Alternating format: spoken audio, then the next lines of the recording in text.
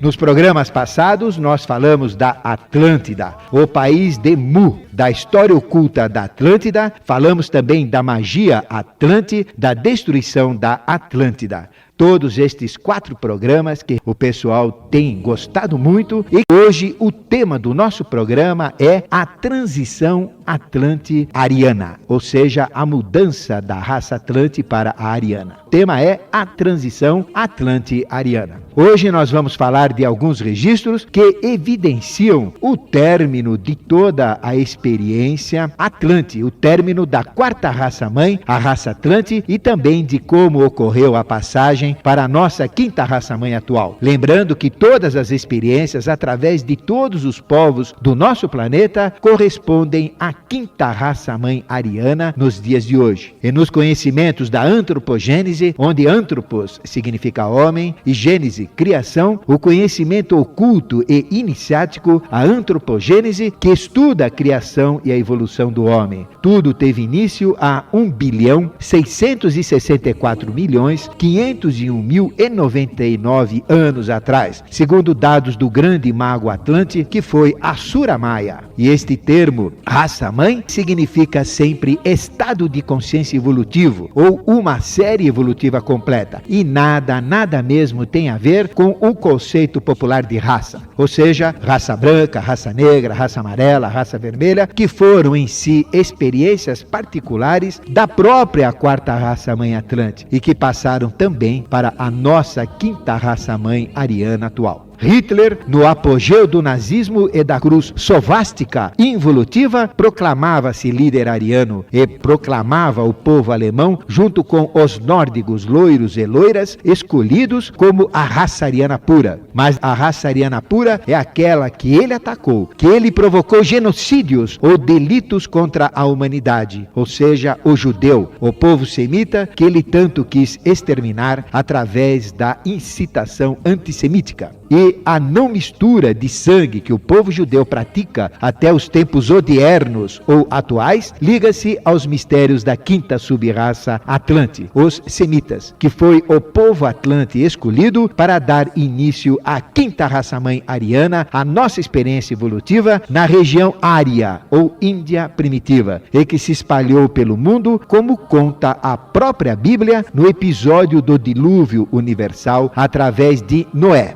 Noé, que anagramaticamente, ou lendo ao contrário, é Eon. Noé da Eon. Anagrama é uma técnica oculta que nós, esotéricos, usamos para saber o valor dos nomes, o poder que os nomes têm. E consiste em formar de um nome, de suas letras, outros nomes usando as suas próprias letras. Por exemplo, Roma é amor, de trás para frente. Pedro tem em si poder, daí vem o poder de Pedro na igreja. Alice é Célia, e este conhecimento permite o entendimento da magia de todos os nomes. Por exemplo, Tarô. Tarô é o ator, ou nós, na rota, ou destino, em busca da Torá, ou lei. E rato é quem faz mau uso do tarô. Tudo isso sai do tarô. Noé é, portanto, ocultamente a palavra Eon. E Eon em latim quer dizer eternidade, e eterno é Deus, que sempre existiu, que existe e que sempre existirá. Eon é o gênio ou anjo superior da gnose. Eon é o espírito estelar, inteligências superiores manifestadas, seres divinos que nós eubiotas chamamos de Dian Xuan, que em sânscrito Dian Xuan significa Senhor da Luz. Noé, ou Eon bíblico, é o Vaisvavata Atlante, que conduziu as sementes escolhidas Atlantes para Meseta do Pamir na Ásia, para dar origem à nossa 5ª raça-mãe atual. Essa experiência que todos nós, todas as raças, todos os povos estamos compartilhando. De todos os pastores, ou de todos os que divulgam a verdade, de todos os pastores que existiram até hoje, Noé foi o pastor mais fracassado, pois ele só conseguiu, depois de 100 anos construindo a arca, e depois de 100 anos pregando que iria ocorrer o dilúvio universal, ele só conseguiu colocar dentro de sua arca, da arca de Noé, apenas os seus 3 filhos, Cã, Sem e Jafé. E foram porque eram filhos. E as esposas correspondentes que tinham que ir, porque senão ficavam sozinhas. Então, na realidade, ele conseguiu fazer a cabeça de apenas 3 pessoas e levaram cada um desses 3 às suas esposas. E levou também os casais de todas as 7 linhas de animais. E Sem, o filho de Noé, representa a linha bíblica dos semitas, ligando os conhecimentos da Bíblia, deste livro sagrado, com os conhecimentos herméticos mais profundos do ocultismo, da história do dilúvio que exterminou a Atlântida e que passaremos a relatar. No programa passado, nós falamos de vários cataclismos que ocorreram na Atlântida. Falamos de todos os que aconteceram. E, em particular, o último reduto Atlante, o último cataclismo que acabou com as últimas experiências atlantes, ocorreu em 9.564 anos antes de Cristo. Ou seja, há 11.563 anos atrás. Foi na ilha de Poseidones, contada por Solon e também contada por Platão em Timeu e Crítias, como nós falamos. E Poseidones foi a última área atlante que foi submersa. E sobre este caso existem 3 referências, 3 registros que nós vamos passar para vocês. Primeiro, registros ocultos. No livro de Dizian, referenciado na doutrina secreta de HPB ou de Helena Petrovna Blavatsky, as instâncias de Dizian é a parte inicial da doutrina secreta. E ela conta o resgate dos bons, dos que estavam de acordo com a lei, com os vimanas ou objetos voadores não identificados, que correspondem aos UFOs, que na época da Atlântida, como nós já explicamos com todos os detalhes, eram chamados de vimanas, contados no Vimakrika Shostra, que é o tratado que fala dos vimanas, e também no Sutradhara Samarangana. Vimakrika Shostra quer dizer tratado de aeronáutica escrito 5.000 anos atrás. Como que nestes escritos hindus falavam de objetos voadores? É porque realmente existiam e ligavam-se aos mistérios atlantes. No livro de Dizian, conta o resgate dos bons, dos que estavam de acordo com a lei, pelos vimanas dos face amarela, que eram aqueles que tinham uma tez amarela gigantes de 2,10 metros de altura. E conta também a destruição dos vimanas, objetos voadores dos maus. Foi uma guerra ufológica, uma guerra terrível que aconteceu, contado por Helena Petrovna Blavatsky. Para que não escapassem à destruição determinada por lei, os de face amarela atacaram aqueles magos negros que criaram toda a conspurcação da própria Atlântida. E através de projeções mentais, os fiéis à lei, os face amarela, fizeram os magos negros adormecerem e ficaram paralisados. Cada um ficou num sono chamado de paranishirpânico, ou um sono que é influenciado à distância para depois todos eles serem mortos. Este foi um processo que os atlantes ligados à lei fizeram. E cada um dos ligados à lei teve que oferecer o seu próprio sangue ao animal falador que protegia cada um dos magos negros. Nós falamos dos animais faladores, falamos que isto representa na mitologia os sátiros, os selenos, os faunos, que eram seres meio hominais, meio animais, que se alimentavam de sangue. Para que estes animais faladores pudessem ser dominados, cada um teve que dar um pouco do seu sangue para que este monstro que protegia cada mago negro pudesse também ser eliminado. E após os resgates dos bons que estavam sob o comando dos maus e todos os magos negros impossibilitados de agir, ocorreu a destruição da Atlântida. Os seres de hierarquia ligados ao bem e ligados também aos grandes mistérios e forças ocultas da natureza provocaram a queda de estrelas. A gente sabe que é impossível cair uma estrela. Isto, no simbologismo oculto, corresponde à grande queda de rochas. Existem rochas livres no cosmos que nós chamamos de meteoroide. Quando o meteoroide adentra na atmosfera e pelo atrito com a própria atmosfera, ele se incandeceia, ele pega fogo e vira um meteoro, que é aquele risco que aparece no céu, que o pessoal popularmente chama de estrela cadente. E quando este meteoro consegue vencer o atrito e ainda não consumir toda a sua matéria, toda a sua rocha, ele cai na Terra e forma o meteorito, que é aquilo que sobra de um meteoro, que antes de ser meteoro era um meteoroide. Helena Petrovna Blavatsky fala da queda dos asteroides e da destruição por pedra, e pedras enormes, meteoros enormes que caíram, que foram provocados para caírem na água. Quando caíam no impacto terrível, pois a velocidade destas rochas é de 150 mil quilômetros por segundo, levantavam grandes ondas, marés terríveis, maremotos horríveis, e tudo isso fez a Atlântida sucumbir, esta ilha de Poseidones. E assim todos os magos negros sucumbiram, todos os que estavam estavam fiéis à lei foram salvos pelos Vimanas, todos os sátiros, faunos, ou seja, os animais faladores, foram todos destruídos. E Atlântida sumiu da face da terra, foi tudo destruído, e todos aqueles que estavam de acordo com o padrão de lei foram protegidos, levados para a ilha de Paradesa, que nada mais é do que estados concessionais superiores, livres da evolução humana como nós conhecemos. E atrás disto tudo que eu falei, existe a explicação sagrada dos fenômenos ufológicos. Um segundo relato, ainda relacionado à ilha de Poseidones, que sucumbiu no ano de 9.564 anos antes de Cristo, ou a 11.563 anos atrás, existe nos arquivos de um antigo templo lamaísta em Lhasa,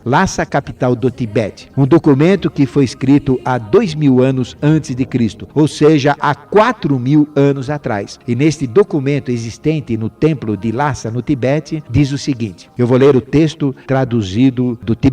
Quando a estrela Baal caiu no lugar onde hoje só existe mar e céu, as 10 cidades, 7 mais 3, que eram 7 para cada um dos 7 fatores evolutivos ligados à linha dos 7 planetas, e uma cidade central correspondendo à manifestação trina de Deus, daí vem 7 mais 3 ou 10 cidades. As 10 cidades, quando a estrela Baal caiu no lugar onde hoje só existe mar e céu, as 10 cidades com suas portas de ouro, com seus templos transparentes, tremeram, estremeceram como folhas de uma grande árvore sacudida pela tormenta. E eis então que uma nuvem de fogo, uma nuvem de fumo se eleva de todos os palácios. Aos gritos de horror, toda a população fugia, corria desesperada e buscou refúgio nos templos. E o grande sábio, o grande sacerdote Mu, lembrem que a tríade Atlante que comandava nas 3 cidades toda a evolução Atlante era de Muisca, Muízes e Muká. E Muká, o grande sacerdote Muká de Mu, apresentando-se, falou: eu não vos predisse tudo isso, eu não vos disse essas coisas, que elas iriam acontecer? Os homens e as mulheres trajando pedras preciosas, vestes ornamentais, lindas, maravilhosas, riquíssimas, clamaram: Muká, salva-nos. Muká replicou então: morrereis, todos vocês morrereis, com vossos escravos, com vossas riquezas, e de vossas cinzas surgirão outros povos. Ele se refere à raça ariana. E se eles, porém, vos imitarem, esquecendo-se de que devem ser superiores, não pelo que adquirirem, mas pelo que oferecerem uns aos outros, o mesmo acontecerá. O que posso fazer nesse momento é morrer convosco. E assim as chamas e as águas do mar revoltosas, com todas aqueles maremotos e aquelas chuvas de pedras, fizeram então desaparecer os 64 milhões de habitantes. Nesse documento de Lhasa, no Tibete, está registrado que a população de 64 milhões de habitantes, ou seja, o último reduto Atlante, foi destruída então. E ainda temos um terceiro registro, que é um registro em um outro ponto totalmente distante do Tibete, ou seja, na América Central, proveniente de uma civilização maia no Yucatán, e que hoje se encontra no Museu Britânico. Um documento, um manuscrito muito antigo, parte de uma magnífica coleção conhecida com o nome de Le Plongeon, e conhecido também como Codex Troanos. O Codex Troanos, que conta a história do povo maia e dos acontecimentos pré-maias, escrito há 3.500 anos atrás, ou seja, 1.500 anos antes de Cristo. E neste documento, que é o Le Plongeon, conhecido como Codex Troanos, está escrito: chegou finalmente o ano de Can e Muluque, do mês de Isaac, e após tremores de terra que se prolongaram até Xuen, o país de Mu, ou Atlântida, foi sacrificado, desaparecendo para sempre no seio das águas do Atlântico, com seus 64 milhões de habitantes. Isto ocorreu no ano de 9.564 anos antes de Cristo, e se refere então à ilha de Poseidones, o último reduto atlântico. E por que nós sabemos que é 9.564 anos antes de Cristo, com toda esta precisão, ou seja, há 11.563 anos atrás? Exatamente pelas palavras que eu falei. Quando ele diz ano 6 de Can, ano 6, Can é o ano sexto. No calendário maia, o período de contagem de tempo era de 18.980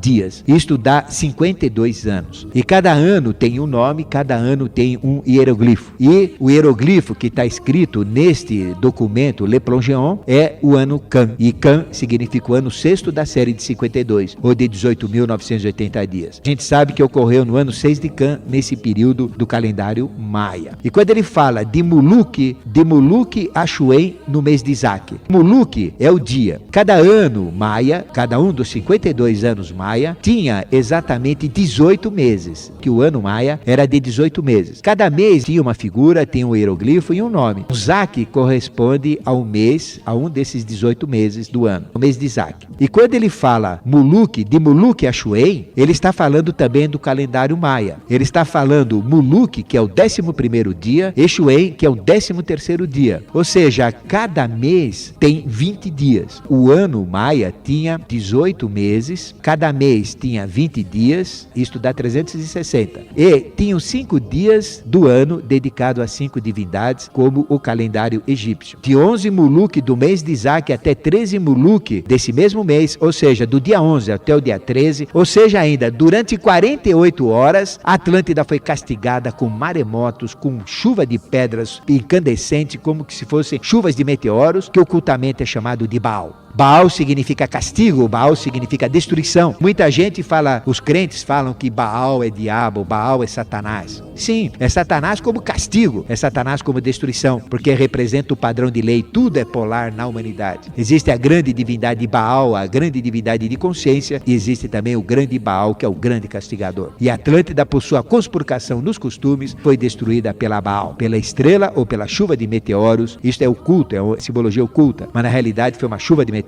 que acabou com a Atlântida. E o ano de 9564 saiu disso que eu falei. Ano 6 de Cã, dia 11 Muluc do mês de Isaac até 13 Achuem do mesmo mês de Isaac. Levando isso no calendário atual, através do conhecimento da decifração dos hieroglifos maias, chegamos no ano de 9564. E tudo isso se referencia à própria ilha de Poseidônios. E da Atlântida, quando acabou isso, todos os seres de hierarquia, ou seja, os anjos que viviam no meio da humanidade, se afastaram do nosso convívio e foram viver em mundos paralelos, mundos concessionais paralelos, se separando da própria evolução humana. E o Gol, o governo oculto do mundo que acompanhava toda a evolução na face da Terra, se interiorizou, passou a comandar o mundo através de um processo interiorizado e não diretamente junto com a evolução. E toda a essência atlante foi salva anteriormente, antes que acontecessem os cataclismos atlantes, pelo grande Manu que nós chamamos Vaisvavata, o Manu, o condutor de povo atlante. E Vaisvavata, como falei no início do programa, corresponde a Noé, ao Eon, que corresponde à própria divindade que comanda a evolução. Isto também é conhecido como Moisés em outros ciclos menores. Moisés significa salvo das águas, Noé, salvo das águas, Muisca, salvo das águas, Vaisvavata, salvo das águas, Quetzalcóatl, o grande Manu dos maias, salvo das águas, Tamandaré dos nossos índios, salvo das águas, e outros avataras também salvos das águas. Águas aqui significa, arcano 18, significa a lua, significa a destruição pelo emocional. E a história do Noé bíblico se repete com Moisés salvo das águas, com Tamandaré salvo das águas e tudo mais. Com isso foi destruída toda a Atlântida, parte dos atlantes conseguiram fugir, deram origem aos povos iniciais, aos autóctones ou índios norte e sul-americanos. Os maias que seguiram a toda a destruição da Atlântida, os astecas que vieram junto com os maias, os pré-incas, todos estes povos são descendentes de Atlantes. E nós tivemos grandes manifestações atlantes na face da terra comandando estes povos. Nós tivemos na América do Sul Manco Cápac, que foi o grande Manu que, vindo dos mistérios atlantes, conduziu o povo pós-inca quando houve aquela conquista de Pizarro, atacando Ataúpa e Huáscar, na região de Machu Picchu, que nós sempre falamos. Todos os mistérios de Tiahuanaco, todo o mistério de Viracocha, o grande deus de pele clara que vinha dos céus instruir o povo pré-boliviano, liga-se tudo isso aos mistérios atlantes. Nós tivemos Bochica, o grande Manu de Bagata, que hoje é Bogotá, 2000 anos antes de Cristo, a sua esposa Huitaca, que comandava o povo Xibcha, o povo Xibcha dos Andes. Nós tivemos Tamandaré, que significa depois da volta dos nossos índios, que corresponde aos índios tupinambás. José Alencar, em sua obra Guarani, fala dele. Nós tivemos Sumé, o grande Manu dos Tupis e tudo mais. E falando de Tamandaré, que quer dizer depois da volta, depois do dilúvio, representa o Manu original indígena brasileiro. Porque, salvo das águas e uma pequena palmeira que ficava em pé numa ilhota, ele conseguiu com sua esposa sobreviver ao dilúvio. E depois ele desceu daquela palmeira quando chegou o Guanimbi trazendo uma folha de planta, similar à pomba que trouxe a folha de oliveira para Noé. E Tamandaré, usando a palmeira como símbolo, que é o símbolo do povo brasileiro, pegava o tronco da palmeira para construir as bases, as colunas de sua casa, pegava as folhas para construir o telhado, pegava o coco como alimento, pegava a água do coco como nutriente, pegava as fibras do coco, que tem alto teor de lignina, que aguenta o tempo, para fazer tecidos, pegava a casca do coco para fazer cuia. Com isto, então, usando a palmeira, ele criou toda a estrutura indígena para a vida. Ele foi o grande Manu do povo indígena e tudo isso liga-se à destruição da Atlântida. Temos ouvinte na linha. Alô?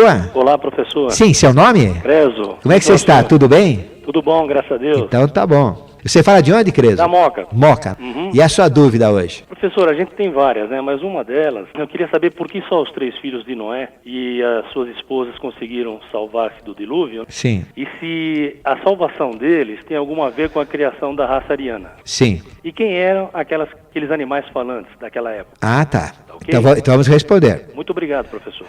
Primeiro, porque só os 3. Como eu falei, Noé foi o pastor de almas mais fracassado que já apareceu até hoje. Porque ele só conseguiu convencer 3. E os 3 que ele convenceu ainda eram filhos dele. Que vantagem tem? Porque ele, como pai, patriarca, dava ordem, os filhos obedeciam. Na realidade, ele não convenceu ninguém. E as noras que foram tinham que ir, porque senão ficavam separadas dos maridos. Só Noé e seus 3 filhos. Este Noé com seus 3 filhos representa a figura arquetipal de Deus. Porque Deus é uno em essência. Você lembra, Creso, que eu falei que Noé é Eon. Eon significa Dianchuan, significa espírito de luz, significa o próprio Deus, o próprio sagrado, o próprio eterno. Quando a gente quer falar eternidade em ocultismo, a gente fala Eon. Noé quer dizer eternidade, é aquele ser que está presentemente e ao longo dos tempos, ele que sempre existiu, que existe, que sempre existirá no meio da humanidade. A figura bíblica de Noé com os 3 filhos representa o próprio Melquisedeque expresso na fase evolutiva como Noé. Representa o próprio Deus assumindo uma figura humana como Noé. E seus 3 filhos, Cã, Sem e Jafé, representam os 3 aspectos de Deus: a onisciência, a onipotência e a oniconsciência. Aquela figura central de Noé com seus 3 filhos representa Deus uno em essência e trino em manifestação, como rege todas as religiões que existem, porque todas as religiões falam isso. A manifestação trina de Deus representa Cã, Sem e Jafé. E Sem representa a manifestação humana, representa a própria manifestação do Filho. É aquilo que dá continuidade a Doé, o A-Eon.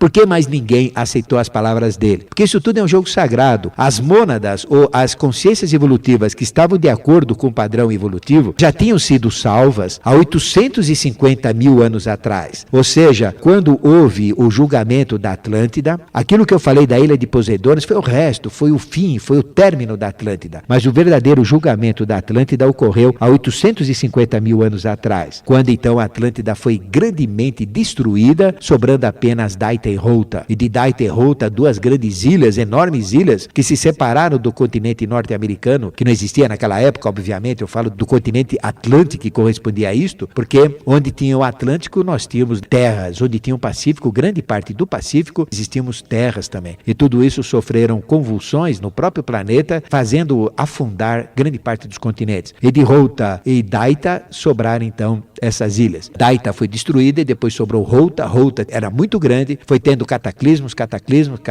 até sobrar a ilha de Poseidones, onde 64 milhões de atlantes foram os últimos habitantes que sucumbiram naqueles relatos que eu passei para vocês no início do programa. O povo escolhido foi a 5ª sub-raça atlante, conhecida como semitas. Eles foram escolhidos, levados para a Ásia, numa região que nós chamamos de Erdeme, na ilha de Paradesa, que nada mais é do que as suas essências, os seus corpos psicomentais ou as suas almas estiveram então em latência, guardados. E depois, quando foi tudo destruído, todo o processo da Atlântida foi destruída, eles deram origem à raça ariana. E os 7 rishis hindus, que representam as 7 consciências, os 7 reis de Edons da Atlântida, deram início a todo o processo centenário, cada um com a sua tônica, com a tônica dos 7 planetas, imprimindo o início da raça ariana. Todos os povos, tudo que existe de raças, sub-raças, ramos raciais, hoje no nosso planeta, nós somos descendentes de arianos. Parte não era, mas não existem mais, que eram os astecas, que eram os maias, que eram os pré-incas, porque eles eram atlantes fugidos, os nossos índios também. Os nossos índios não são arianos, mas eles são atlantes que se misturaram depois com os arianos. Hoje o que existe são misturas de restos atlantes com arianos. Mas o ariano mesmo puro veio da meseta do Pamir, que fica na região dos Himalaias, onde tem todas aquelas montanhas, cadeias rochosas, surgiu lá a evolução. Toda evolução tem raiz semita, toda a evolução é ariana. E eles já tinham sido escolhidos. Noé, que é o próprio Vaisvavata, quando a gente fala Noé bíblico, a gente está falando da figura de Cã, Sem e Jafé, seus 3 filhos, e Noé. Mas quando a gente ocultamente relaciona esta grande verdade que fala de Noé, que a Bíblia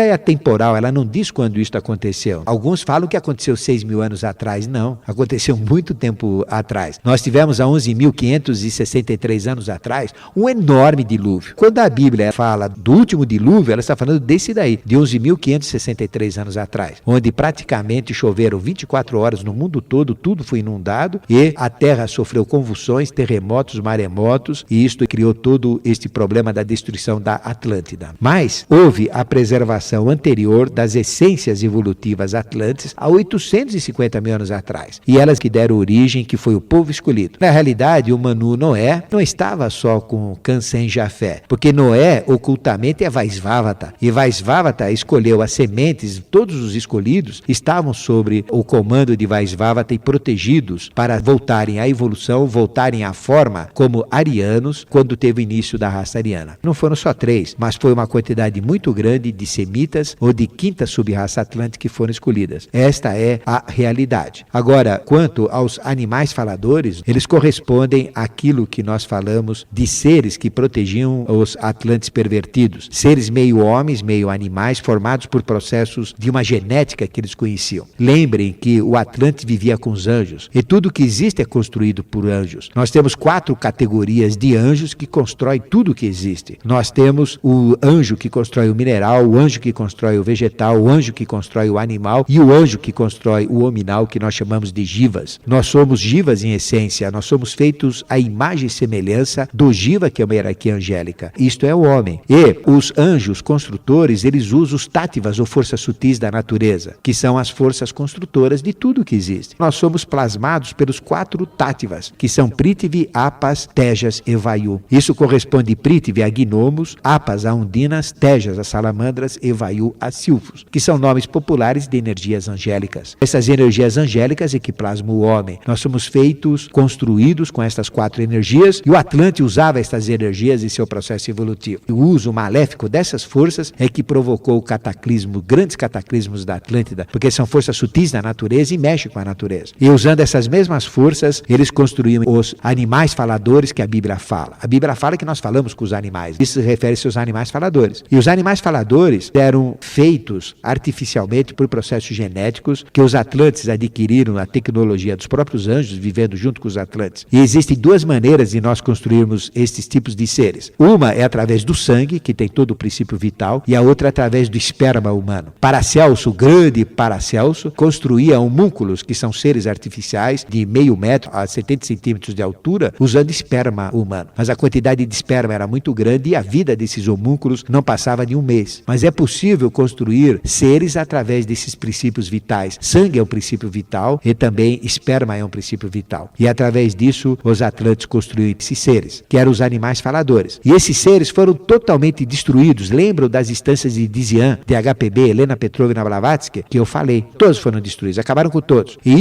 essa história permaneceu através da mitologia, porque a mitologia conta o envolvimento dos deuses e toda a história da humanidade. Não existe diferença entre tarô, que conta também toda a história da humanidade, através das 22 lâminas, e também a mitologia através dos mitos sagrados eternos e atemporais. Tudo isto tem o mesmo relacionamento, e os animais faladores, os saunos, os silenos, que a mitologia fala, são aqueles próprios animais faladores que os magos magos negros, os pervertidos da Atlântida usavam. Onde que eles estão hoje? Foram totalmente destruídos. Agora, as hierarquias ligadas ao bem também usam a mesma tecnologia, porque tudo que existe tem um lado bom e um lado ruim. E o lado bom destes seres está relacionado ao que surge hoje nos fenômenos UFOs. Nos fenômenos UFOs nós temos os greys. E nós temos dois tipos de greys, como nós temos dois tipos de fenômenos UFOs. Nós temos UFOs diabólicos, terríveis, horríveis, que provocam destruição da humanidade. O próprio anticristo, ele se manifesta através de fenômeno ufológico. Quando o crente fala que o UFO é um fenômeno diabólico, ele está correto. Mas não é só diabólico, existe outro lado. Existem fenômenos ufológicos, sagrados, divinos, superiores. E também seres que se manifestam nesses fenômenos, que são verdadeiros anjos. O caso de Jesus, liga-se, todos esses seres, grandes avatares, grandes mestres da humanidade, chegam da humanidade e de outras realidades suprassensíveis, que nós chamamos de Agartha. A realidade dos discos voadores é de Agartha, tudo vem de Agartha. E Agartha projeta todas as sementes humanas. Daí vem as abduções, daí vem todo o processo genético humano. O homem está sendo transformado geneticamente para ser anjo. Essa é a realidade. O homem, no final da evolução, vai ter que ser igual a Jesus. Por isso que ele falou, eu sou o caminho, a verdade e a vida, somente através de mim chegareis ao Pai. É a grande verdade bíblica. Isto é verdade. Ele é o padrão da humanidade, que nós chamamos de Yoshua Ben Pandira, Jesus, o Filho do Senhor. Todo esse trabalho de preparação da humanidade para vir a ser anjo é um trabalho que está atrás dos mistérios de Agartha, porque Agartha é a preparação da semente da nova era. Toda a evolução humana já está projetada em Agartha e tudo isso é colocado na humanidade. Os genes de nossos filhos são diferentes dos nossos. Os nossos são diferentes dos nossos pais. Os dos nossos netos, mais ainda. É indiscutível que a criança, o netinho que você tem aí na sua casa, o filhinho que você tem aí na sua casa, é muito superior a você geneticamente. Ou você tem dúvida disso? É só olhar para ele, porque tudo isso é impresso na evolução. Existe uma evolução genética, existe uma evolução concepcional, tudo está evoluindo, nada está parado. Atrás dos fenômenos ufológicos existe este grande mistério. E, da mesma maneira que existem hoje os animais faladores, que não tem mais aquela conspiração da Atlântida, mas existem manifestações ufológicas como de Varginha. Você vai tirar a sua conclusão. Você tem aquele fenômeno que surgiu em Varginha. Aquilo é realidade, aquilo existe, aquele ser existe. E aquele ser nada mais é do que um tipo de grey, só que não é grey, ele é avermelhado, marronzado, seria brown, não seria o grey, o cinzento, mas seria o brown ou marrom. Estes seres ligam-se aos mistérios da evolução e eles estão sempre acompanhando a humanidade. Eles são extensões angélicas. Da mesma maneira que existem os elementais personificados como seres, estes seres também são personificados como forças ou comandos angélicos para atuar na humanidade. E como tudo é polar, existem os greys bons, existem os greys que não são greys, que são os ruins. Os animais faladores, eles passaram em sua evolução, em sua missão, ligada a uma extensão angélica, ao que a gente conhece hoje como greys. Essa é a grande resposta à sua pergunta. Antigamente, Cresso, isso era proibido falar, mas, graças a Deus, a gente tem liberdade de poder falar isso, porque os tempos são chegados. E nunca o homem esteve tão em julgamento como ele está tendo agora. E nós estamos em pleno julgamento. O mal está aí. Quem quiser se perder, se perde facilmente em qualquer esquina. E quem quiser se salvar também, vai se salvar. Porque nunca houve tanta religião, tanto movimento religioso, nunca a Bíblia foi tão divulgada como está sendo divulgada hoje pelos evangélicos, pelos cristãos, por todos os movimentos bíblicos. Nós estamos no interregno, numa transição, sendo julgados entre o mal e o bem. Cabe a gente se posicionar. Agora, olhar só o bem e criticar só o que é ruim não leva a nada. A gente tem que ter consciência e trabalhar na transformação do mal em bem. Muito obrigado pela sua pergunta, que realmente permitiu esclarecer tudo isso. Mas o tempo voa. Hoje nós agradecemos a Otto, a Rosa, que estão aqui, a você que ligou, Cresso, a você que tentou ligar e não conseguiu, mas a sua pergunta foi muito extensa e a gente teve que dar grandes explicações. Mas Mistérios Revelados chega ao seu final, e na razão do Ati, Niati, Niati, Tati, um por todos por um, de mãos dadas, povo brasileiro, junto nós formaremos esta pátria como pátria do Avatara, nós transformaremos o Brasil como celeiro da nova raça, celeiro da evolução, Brasil de brasa, onde está o fogo do Espírito Santo, onde do roncador nós roncaremos como vibração para impulsionarmos a humanidade rumo à nova era, rumo à era de ouro, rumo a todo o movimento universal.